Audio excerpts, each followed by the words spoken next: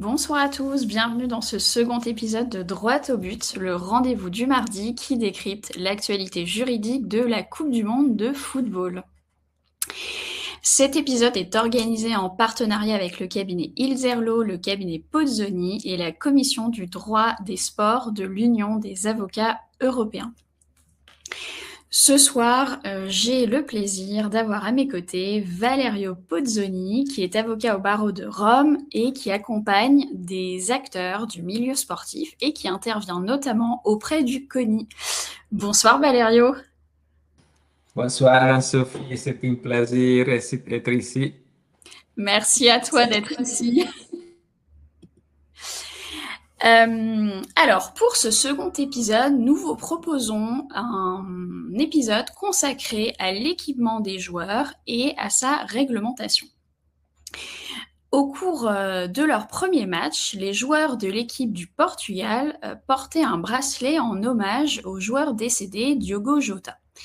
Et effectivement, le port de ce bracelet a suscité de nombreuses questions et ainsi que des commentaires dans la presse et sur les réseaux sociaux, puisque certains supporters se sont interrogés sur la possibilité de porter des bracelets au cours d'une compétition. Alors, pour être très factuel, sur ces bracelets sont inscrits les noms des joueurs de l'équipe du Portugal et le nom de Diogo Jota en qualité d'hommage. Alors, tout d'abord, il faut bien avoir à l'esprit que ce sont des comportements extrêmement codifiés. C'est la loi cadre de l'IFAB qui régit les règles en matière d'équipement.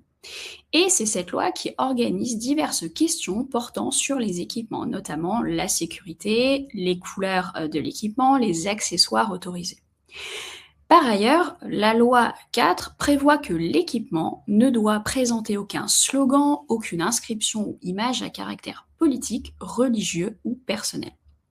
Et bien entendu, en cas d'infraction à cette règle, le joueur ou l'équipe pourraient être sanctionnés par l'organisateur de la compétition, par la Fédération nationale ou par la FIFA.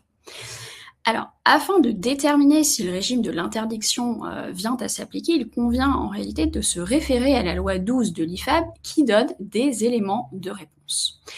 En effet, au terme de la loi 12 de l'IFAB, un caractère personnel du slogan ou une image qui est interdite est celui qui a des propos blessants, injurieux, grossiers, provoquants, offensants. Donc ça, c'est assez facile à déterminer. S'agissant du caractère politique, il est plus difficile à déterminer, mais les lois IFAB précisent que sont interdits les slogans, les déclarations ou les images en lien avec un parti, un groupe politique local, régional, national ou international, un gouvernement local, régional ou national.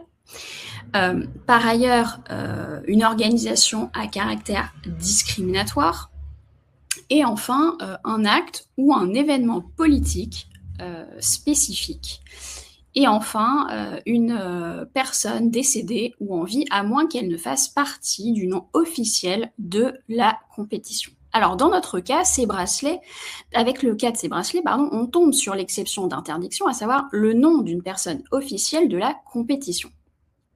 Alors, l'on pourrait d'ailleurs évoquer plus récemment le brassard en hommage à la mère de Didier Deschamps, qui a été en réalité interdit par la FIFA et qui ne semble pas rentrer justement dans le périmètre de la loi 4 en réalité. Donc Valerio, je vais te laisser la parole sur ce sujet puisque je suis convaincue que tu as beaucoup de choses à nous partager.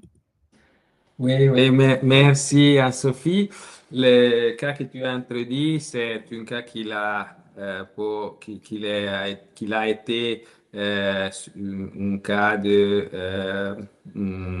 qui a généré plusieurs discussions, de questions, mais c'est bien, comme tu as bien dit, c'est un cas différent du cas qu'on a vu, qu'il a été avant. Pourquoi? Dans ce cas, la Fédération du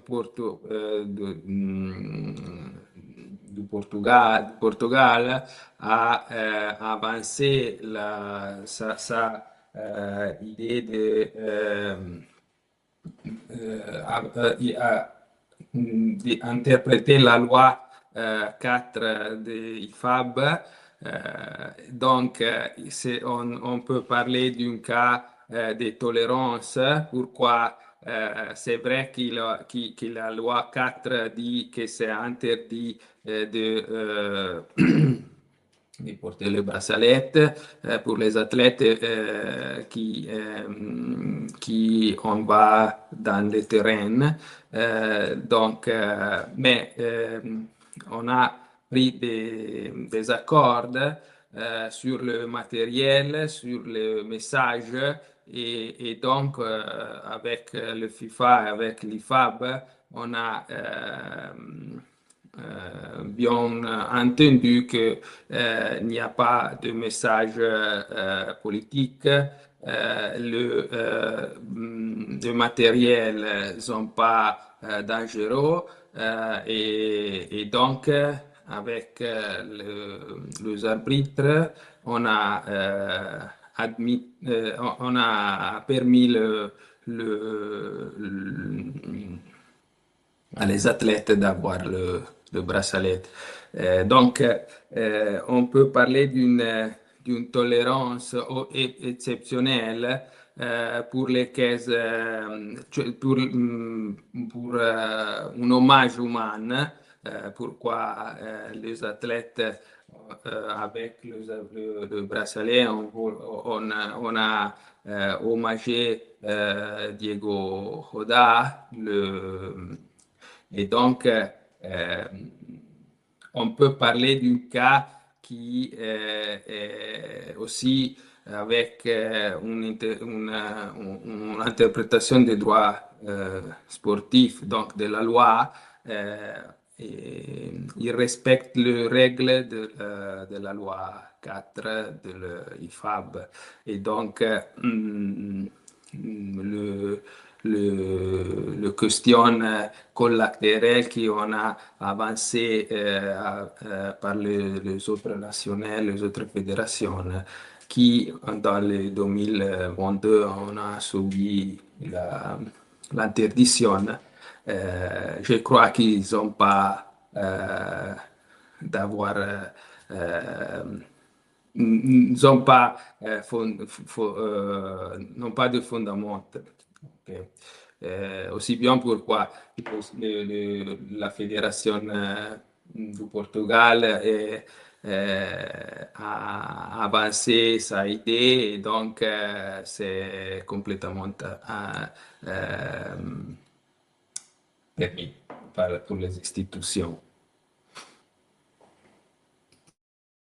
Et effectivement, on a peut-être, on n'est pas du tout dans le même cas, enfin pas tout à fait dans le même cas en revanche que le brassard One Love de la Coupe du Monde de 2022 en réalité.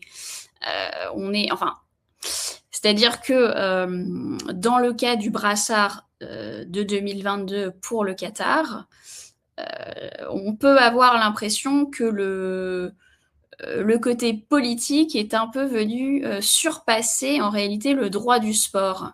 Si on fait une analyse de la situation et de la législation en réalité IFAB, n'est-ce pas? Qu'est-ce que tu en penses? Oui, oui, je suis d'accord. Pourquoi dans le cas du 2022, le message, c'est vraiment un message qui peut être divisé, il peut diviser le public. Donc, c'est vraiment le cas que la loi 4 interdit. Donc, si tu avec une brossard dans ce cas, ou un bracelet, ou avec un écrit sur la, comment on dit en français, sur le brassard, non? Le brassard, oui, oui. C'est pas possible. Pourquoi tu veux communiquer quelque chose ton position à le public et donc c'est pas possible. Dans le cas de Diego Jota de le Portugal, c'est un message global pour le départ de l'athlète et donc c'est pas possible d'avoir de différentes positions du public. Et donc, il y a l'exception à la loi qui a été évaluée par les institutions sportives. Donc, je crois que le cas du 2022, euh, c'est un cas différent du cas du Portugal dans ces Coupes du Monde. Euh, et aussi bien le droit sportif est intervenu, je crois, en manière ponctuelle dans les 2022. Oui, oui, effectivement, la situation était différente, les messages étaient différents. Et d'ailleurs, en parlant des brassards, ce qui est intéressant, c'est ce qui vient de se passer avec l'équipe de France qui voulait porter un brassard en hommage à la mère de Didier Deschamps décédée, ce qui a été refusé par la FIFA. Et en réalité, quand on regarde le droit de l'IFAB, ça paraît assez, comment dire, assez classique en réalité, puisque ça ne rentre pas dans des cas d'exception. Et ce n'est pas vraiment en relation avec la compétition, enfin de manière directe, j'entends. Voilà, donc à mon sens, je pense que la FIFA a également fait ça pour ne pas, à mon avis, créer de précédent. Je ne sais pas ce que tu en Oui, penses. oui, oui, je suis d'accord. Je crois aussi que aussi pour le travail qu'a fait Didier Deschamps pour le football, je crois que c'est pas je crois que la FIFA c'est c'est- c'est difficile. Pourquoi? C'est vrai qu'il peut être un précédent, mais aussi bien, comme on a dit pour le bracelet du Portugal, c'est un message d'humanité, c'est pas un message politique, religieux.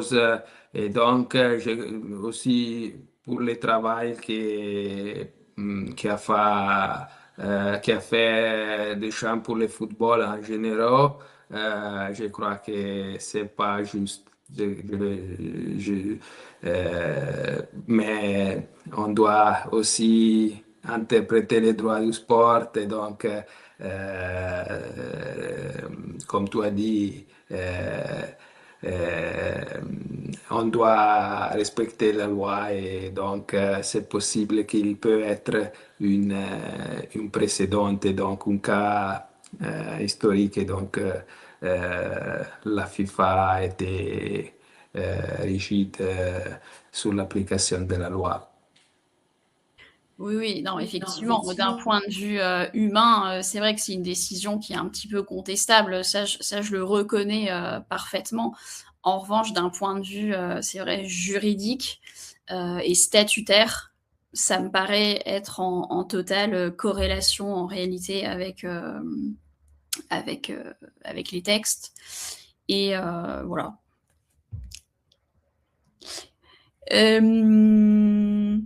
Mais écoutez, j'espère que tu as quelque chose à rajouter, Valerio, peut-être ou... Non, je crois que c'est tout pour moi. Tu as été très complète, Oui, donc mais toi aussi.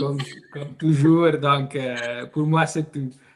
Bon, ben alors, on espère que cette vidéo vous a éclairé. N'hésitez pas à vous abonner et on se retrouve la semaine prochaine pour un nouvel épisode de Droit au but. À très vite.